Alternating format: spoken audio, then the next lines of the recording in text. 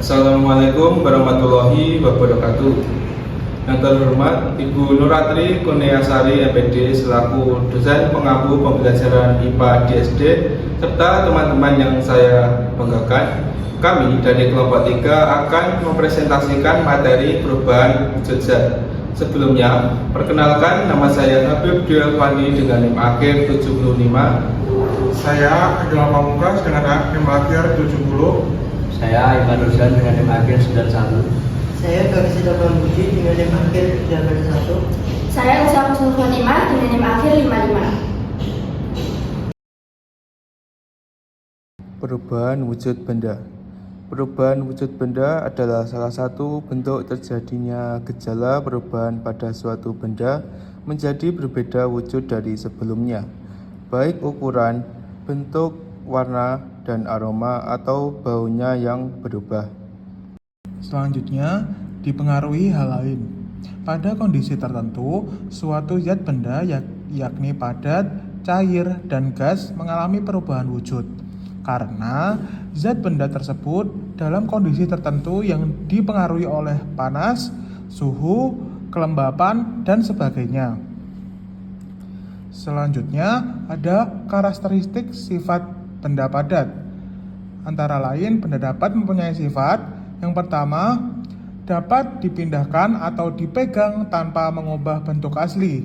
Yang kedua, dapat diubah dengan perilaku, diberi tekanan, digunting, dilipat, disobek, dan lain sebagainya.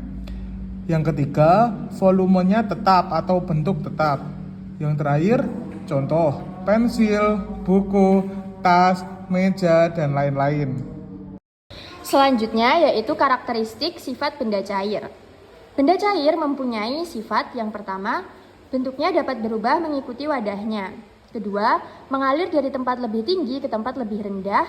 Ketiga, merambat melalui serat-serat. Yang keempat, volume tetap. Kelima, menempati ruang. Selanjutnya yaitu contoh benda cair. Yang pertama, air. Kedua, minyak tanah. Ketiga, bensin, dan lain-lain. Karakteristik sifat benda gas.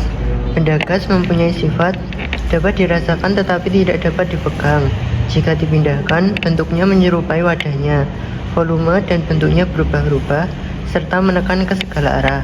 Contohnya, uap air, uap minyak wangi, uap bensin, dan lain-lain. Selanjutnya, macam-macam perubahan wujud benda. Yang pertama, mencair.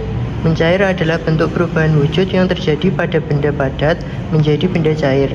Agar dapat terjadi perubahan wujud mencair, maka memerlukan panas atau kalor yang mempengaruhi zat benda tersebut. Yang kedua, membeku. Membeku adalah bentuk perubahan wujud yang terjadi pada benda cair menjadi benda padat. Perubahan wujud membeku bisa dibilang kebalikan dari mencair. Itu artinya proses perubahan wujud dengan membeku akan melepaskan panas pada suhu yang dingin, berkebalikan dengan mencair. Selanjutnya, menguap. Menguap adalah bentuk perubahan wujud yang terjadi pada benda cair menjadi zat gas. Menguap adalah perubahan wujud yang memerlukan kalor atau pemanasan. Selanjutnya, mengembun.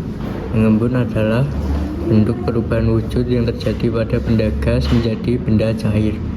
Pengembunan terjadi pada gas di udara yang dingin atau suhu rendah menjadi butiran-butiran air. Yang selanjutnya, menyublim. Menyublim adalah bentuk perubahan wujud yang terjadi pada benda padat menjadi material gas. Proses perubahan wujud dengan menyublim membutuhkan kalor atau energi panas agar benda padat tersebut bisa berubah menjadi molekul gas di udara. Dan yang terakhir, mengkristal. Mengkristal adalah bentuk perubahan wujud yang terjadi pada material gas menjadi material yang lebih padat.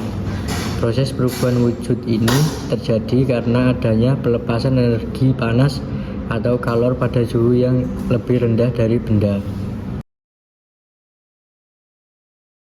Dari bahan ajar yang telah kami buat ada kelebihan dan kekurangannya. Kelebihan bahan ajar yang pertama yaitu tampilan visual menarik. Desainnya menggunakan gaya presentasi modern dan berwarna, sehingga menarik perhatian siswa dan tidak membosankan. Ilustrasi dan tata letak rapi, cocok, untuk pembelajaran berbasis slide PowerPoint. Dan yang kedua, bahasa sederhana dan mudah dipahami. Menggunakan kalimat yang langsung dan sesuai untuk siswa SD, terutama kelas 4 sampai kelas 6. 3. Struktur isi jelas. Materi ini disusun secara runtut. Yang pertama, pengertian perubahan wujud. Dilanjut, faktor mempengaruhi.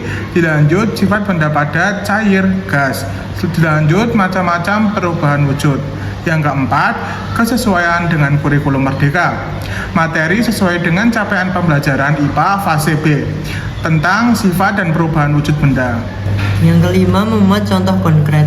Setiap jenis benda, yaitu padat, cair, dan gas, dan perubahan wujud disertai contoh yang dekat dengan kehidupan sehari-hari. Selanjutnya kekurangannya yaitu yang pertama, minim aktivitas siswa. Tidak ada bagian untuk latihan, eksperimen sederhana, atau refleksi. Padahal penting dalam pembelajaran IPA yang berbasis inquiry. Yang kedua, kurang interaktif. Karena berupa slide presentasi, siswa hanya menjadi pendengar atau pembaca. Belum ada unsur diskusi atau pertanyaan pemicu pemikiran kritis. Yang ketiga, tidak ada penilaian atau tugas. Tidak disertakan lembar evaluasi seperti kuis, pertanyaan, atau tugas pengamatan yang bisa membantu guru menilai pemahaman siswa. Selanjutnya 4. Minim konteks kehidupan nyata. Walau ada contoh, bahan ajar belum mengaitkan perubahan wujud dengan isu kontekstual, misalnya cuaca, lingkungan, atau kegiatan sehari-hari secara mendalam. Yang terakhir, 5. Tidak mencantumkan sumber dan tujuan pembelajaran. Tidak ada bagian yang menjelaskan tujuan belajar, indikator, maupun referensi, sehingga guru perlu menambah sendiri untuk keperluan RPP atau modul ajar. Sekian yang dapat kelompok kami sampaikan. Apabila terdapat kekurangan, kami mohon maaf. Wassalamualaikum warahmatullahi wabarakatuh.